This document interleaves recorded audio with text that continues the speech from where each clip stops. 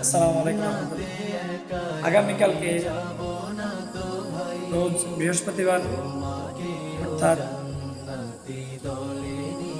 5 তারিখ জুন মাস 2025 হজের খুতবা হবে। এরপর দিন শুক্রবার জুমার খুতবা হবে। এরপর দিন হচ্ছে শনিবার, যেদিন আমাদের বাংলাদেশে ঈদের দিন, অর্থাৎ আমাদের খুশির দিন। এই